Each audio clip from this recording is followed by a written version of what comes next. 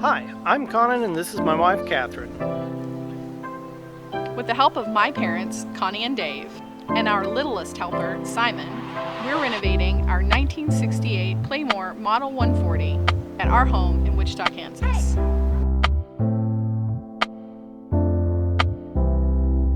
Can we turn this trailer trash into treasure, one project at a time?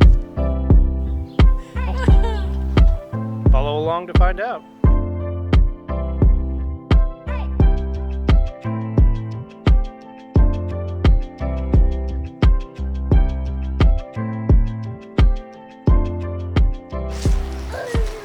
Having a good time?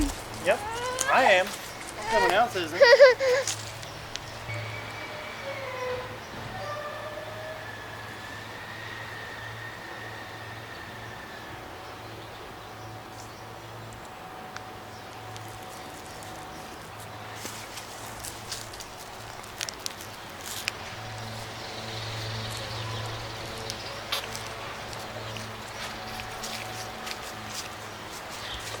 Okay, so I was thinking about getting ready to paint the camper here in a few days, and I thought, you know, with the door off, I'm gonna have to paint the 3 colors on the camper and then come back and paint the door again at a separate date. So I thought, well, I'll get the door ready real quick and we'll get it on there too. So I pulled it over here on the driveway, went inside for the evening.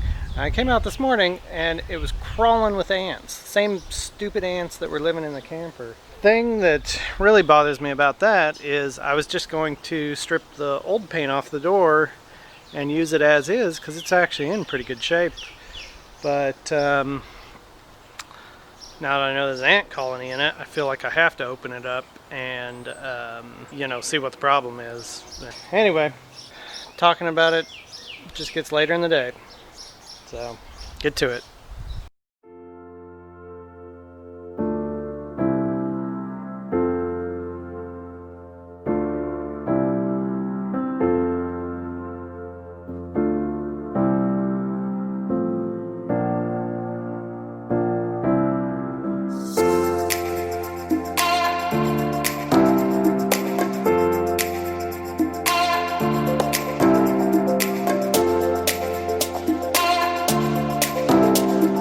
So the wood in there actually looks pretty good. The ants were just living in that cardboard. So I think I'll just take that out and then I think I'll just put this back together as is and strip it and paint it and it'll be good to go.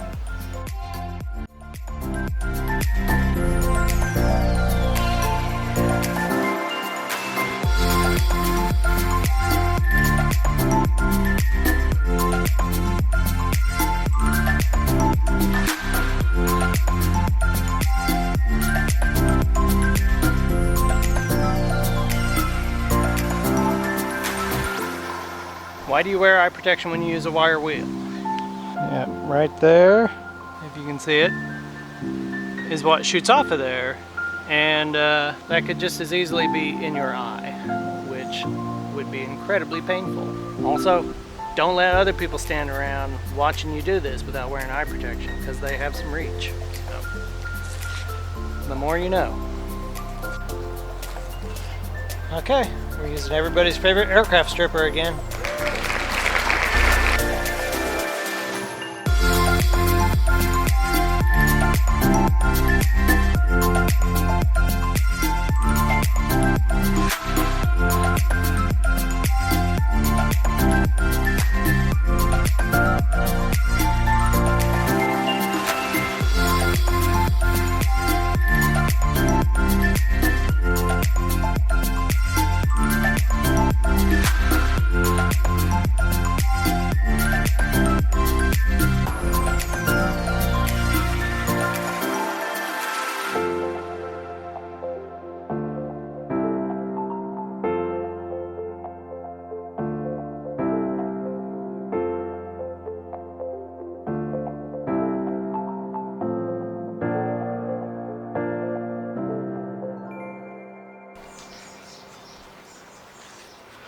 Okay, so I decided to move the camper over here into this part of the yard so that when I start spraying I won't get the patio all messed up. So Well, it's a little shadier over here, so that's always nice. Okay, so the first thing we're going to do is take our blue tape and make a tape line around the line where our paint's going to stop.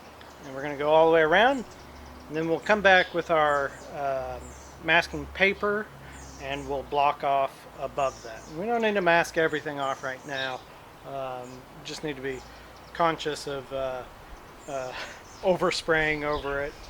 But we're starting with the darkest paint, so sometimes if you start light, then you don't have to worry as much about if you overspray covering it back up. But I'm just going to be careful. Okay, it's taped up all around, so now it's up to thinning the paint and getting started on it. Okay, let me say, I was about to get started and set up the paint gun, and I found a broken part that controls the spread. So I'm gonna make a quick run to Home Depot and see if I can get a replacement gun. So fingers crossed. Okay, so we've got our new paint sprayer, and I've run some paint thinner through it just to make sure it's okay. What we're going to do now is we're going to thin our paint, and the usual mixture is 4:1 paint to thinner. So I usually just take a solo cup or something and pour from this one into that cup, pour 4 cups, pour it in there, pour 1 cup of paint thinner in there, and that should be pretty good. If you want to be real professional, you should probably strain the paint before it goes into your gun, but I've never really had any trouble with that. So the other thing about this is that they do say not to thin it. Straight off the bat, we're going against. Part of the reason they say not to thin it is that it can affect your quality and your dry times and all kinds of stuff like that.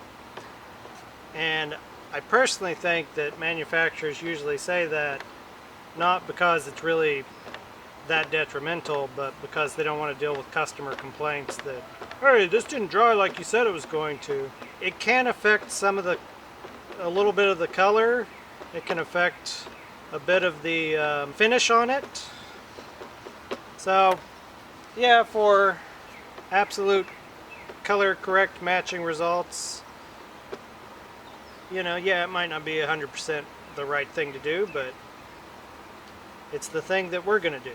I believe we've mentioned before, this is oil base, not latex. Those of you that are professional painters, make sure and leave some comments below and let me know what a bad job I'm doing. Those of you that are not professional painters, let me know what an awesome job I'm doing. 2,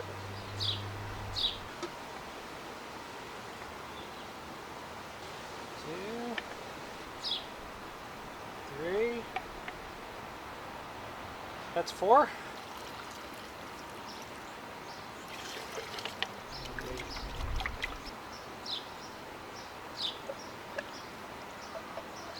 Okay.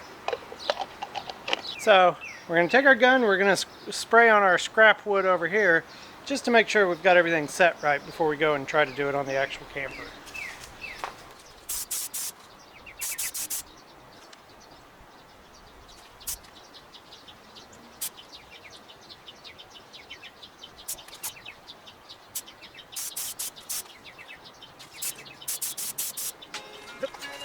Okay, this is going to be the very fingers crossed part of this.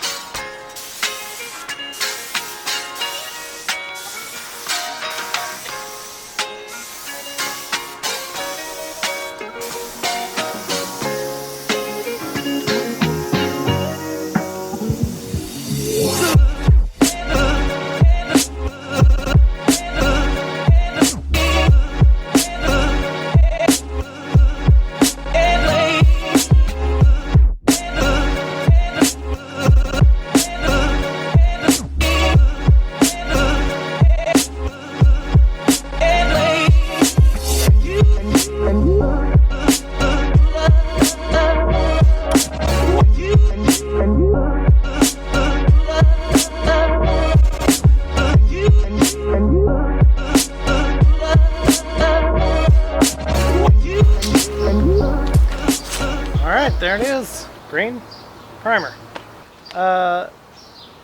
made a bit of a change to our paint scheme. Catherine's always wanted to paint a camper pink, so this is her chance to get some pink on a camper. Let's see if I can kind of hold these up here so you can get a feel for what we're talking about. So yeah, some of the changes we made are because we were worried about it looking too sort of military paint job. I love this kind of blue-green. I think it looks great, but one of the things once it was on there, we realized it is really bluer green than we kind of anticipated. So we picked a couple of different colors to kind of maybe draw down some of that bluey green, or complement it rather, to make it maybe appear in contrast a little more green.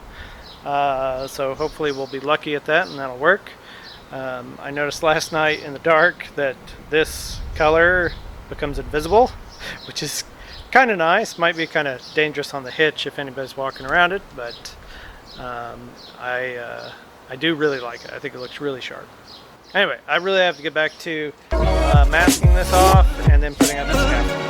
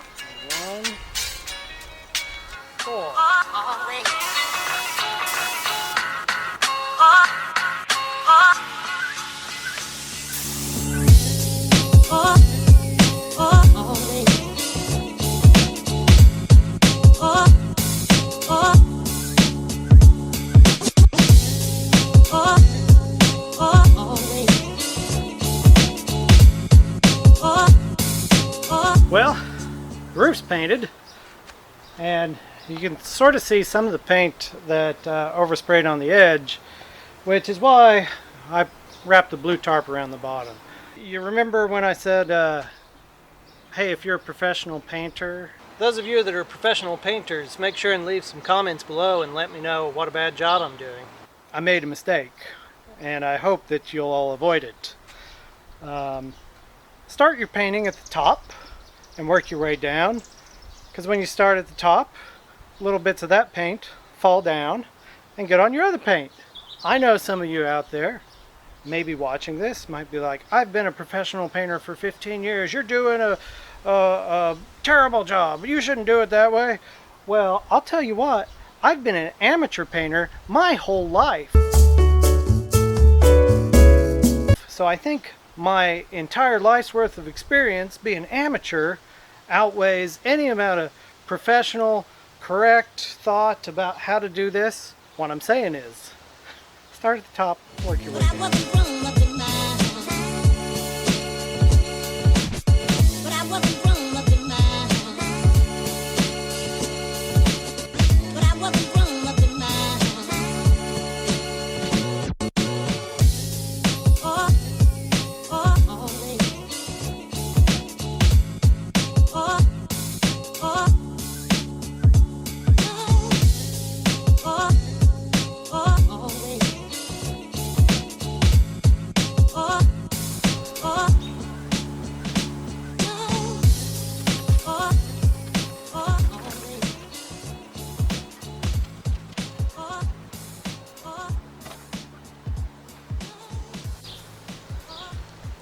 Okay, so we got 2 of the colors painted.